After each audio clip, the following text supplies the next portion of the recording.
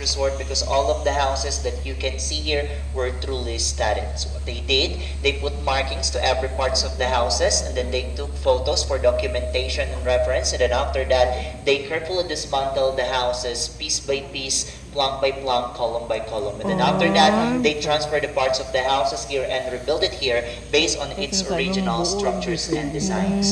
So as of now, we already have a total of 64 houses. And out of 64 houses, 42 of them are original and the remaining 22 are combination of replica and archival houses. And most of the houses here were named based on the different places and provinces here in the Philippines where they came from. So just like this house, so this is the first house that we're going to visit today, and this is our Casa Binyan from Binyan, Laguna, the ancestral house of the great-great-grandfather of our national hero, Dr. Jose Rizal. So as you can see, this house is big because it has two parts. So that is the first part of the house that right now serves as the assembly area for the Heritage Walking Tour, and that's also our headquarters here. While the second part of the house is located over there, and that is the Italian restaurant right now that we name La Bella Chodora, which means My Beautiful Chodora in English, because this whole house was also the ancestral house of the mother of Dr. Jose Rizal, and that's Chodora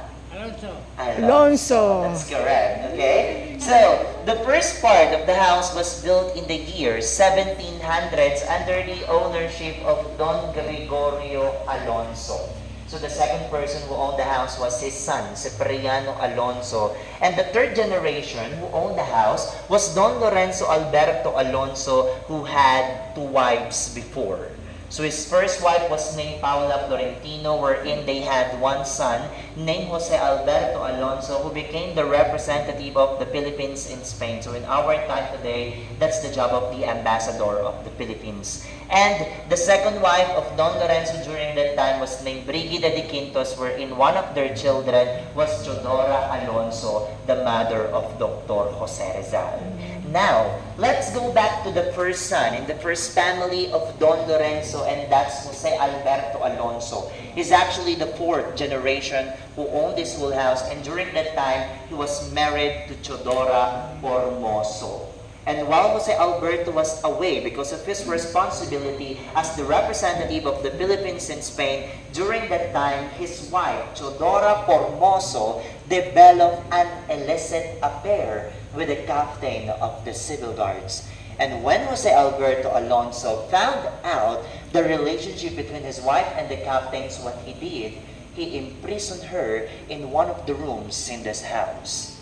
And while Formoso still locked up in the room, the person who delivering food for her every day was Chodora Alonso. But one day, Chodora Formoso wrote a letter, and it was said in her letter that she was being imprisoned by her husband in one of the rooms in their house, and she was also being poisoned by Chodora Alonso to the food that was given to her every day. And this letter was thrown out in one of the windows of the room, and one civil guard got her letter, and it was directly given to their captain. And when the authority found out what is happening to Chodora Formoso, Jose Alberto Alonso and Chodora Alonso was caught. And because of the letter that Chodora Formoso wrote, these half-siblings imprisoned. So while these half-siblings still in prison, there's one occasion happening in Binyan. And in that occasion, there's one little girl who danced gracefully caught the attention of the Spanish governor. And when the Spanish governor really entertained by this little girl, so what he did, he asked the little girl about what she wants. But unknowingly, this little girl was the youngest daughter of Chodora Alonso named Soledad. She's also known to her nickname Choleng. That's why the young Soledad asked for the freedom of her uncle and her mother. And after 2 years of imprisonment, Jose Alberto Alonso and Chodora Alonso was set free. And that's the history behind this historical house, okay? So if you already watched the Filipino movie, The General Luna, I think you're familiar to the courtyard of this house because this is the area where they shoot the iconic scene in the movie, The Death of Antonio Luna. So Antonio Luna is also one of our national heroes, just like Dr. Jose Rizal during American period. Okay? And right now, we're gonna go to the second floor of this house because I'm gonna show to you the pictures of the former owners of this house and the room where Jose Alberto Alonso imprisoned his wife, Chodora Formoso. So let's go upstairs, okay? Let's follow me here. So again, reminders to everyone that before the wooden part of the house, we need to remove our footwear.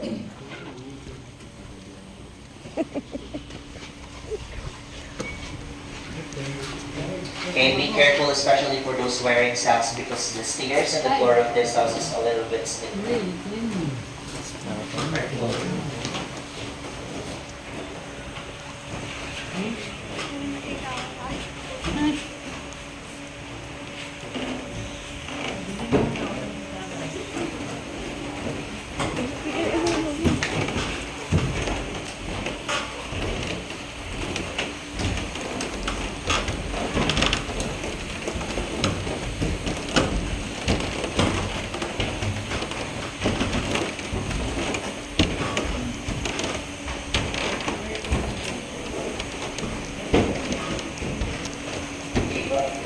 Pwede po kayo umupo dyan, ha?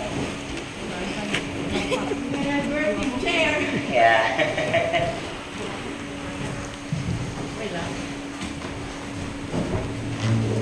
Ang bugot.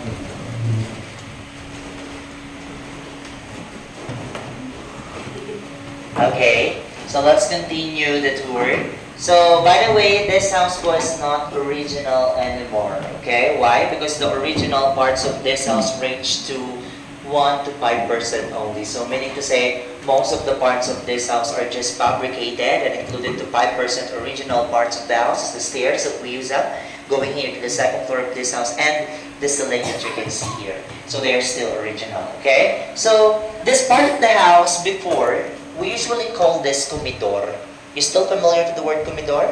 Comedor, that's actually a Spanish word which means dining area. So in Tagalog, we call this hapagkainan. So this is the dining area or the comedor part of the house, okay? And here we have these two chairs. It's actually the same, okay? So this chair before, they called it butaca. Butaca is actually a Spanish word pertaining to that kind of chair, okay? And they use that as a resting chair for the rich people during Spanish period, okay? And they also use that as a birthing chair. That's why, as you can see, the armrests of that chairs are actually extended or long because the pregnant women before tend to put their both legs to the heads of that chairs to give birth for their baby.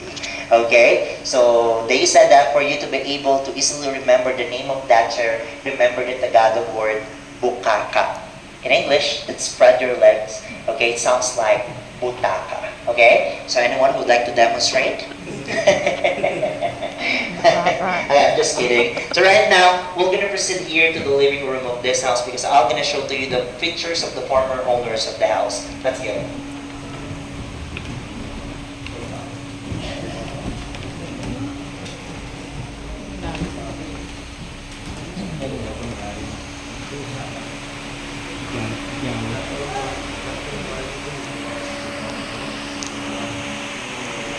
Alright, so the portraits that you can see here, so they are the former owners of this house. And let's start to the only man in the picture.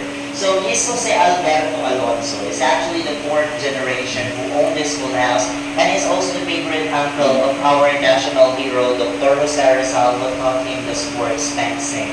While this woman that you can see here, she's Chodora Formoso, the wife of Jose Alberto Alonso, and the woman who imprisoned in the room because she had an affair with a captain of the civil guards. Okay? So the second part of the house, the Italian restaurant right now, so the person who built that was Jose Alberto Alonso in the year 1800s. But he sold this house to Doña Magdalena Arevalo Leyva. And Doña Magdalena Arevalo Leyva was not related to the family of Alberto, but during that time, Doña Magdalena had a daughter named Doña Isabel, wherein Doña Isabel inherited this house. So during that time, Doña Isabel married to Macario Marco, a Spanish, and they had a beautiful daughter named Doña Pilar, wherein Doña Pilar also inherited this house.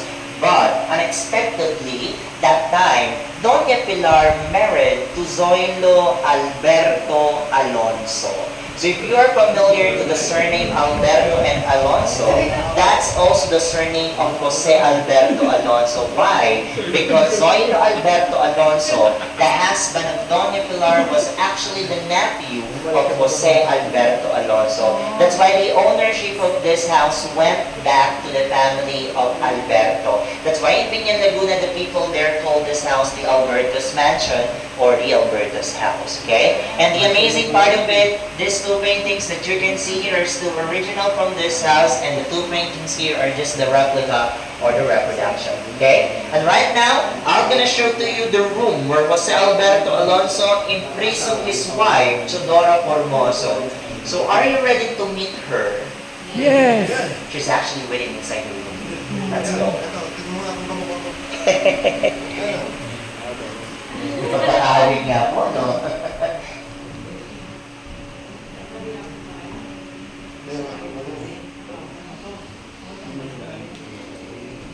Okay, so this is the original structure of the room where Jose Alberto Alonso imprisoned his wife Chodora Formoso, and that's the exact window where Chodora Formoso threw her letter. Okay, so as you can see po inside this house, there's a lot of furniture, and the furniture that you can see here are not original anymore. Actually, they're just antique collection of the family of Acosar that they decided to put here to add additional designs for this house.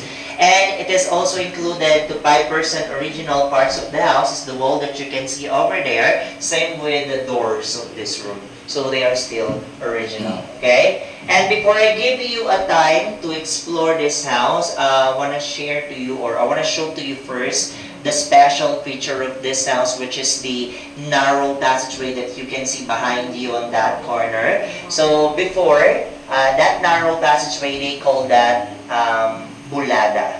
Okay? Bulada, that is actually the narrow passageway for the slaves. So here in the Philippines, we have two types of slaves. The first one, we call that aliping. Anyone? Sagigilid. The second one, we call that aliping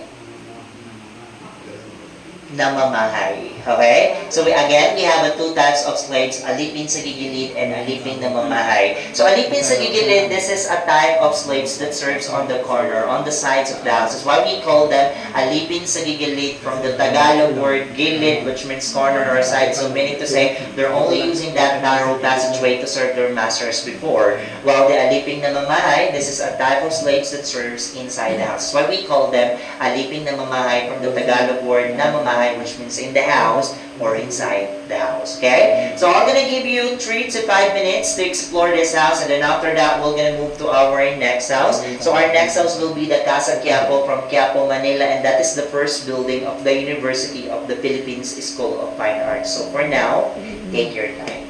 Okay? Sige po, picture po muna kayo dito. Melda, doon ka sa painting.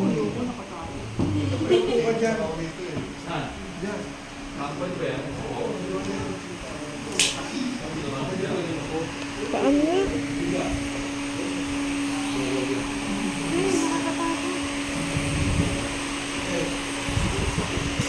Oo. Ay.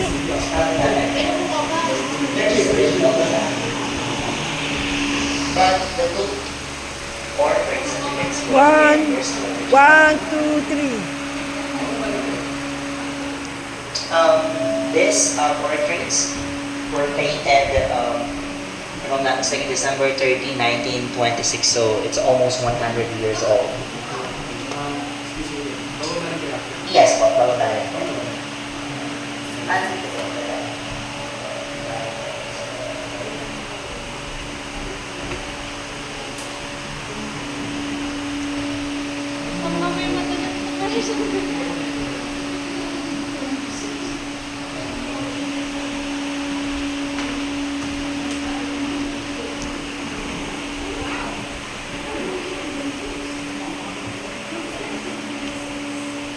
Okay, so by the way, on that corner, you'll see that glass box. So inside that glass box, you're gonna see some of the manuscripts written by our national hero, Dr. Jose Rizal, included the Nolan Metachary, the famous novel of Rizal. But the manuscripts are not original anymore, so they are just fabricated. Lolo Metangere. Lolo Metangere ito. Yung mga libro.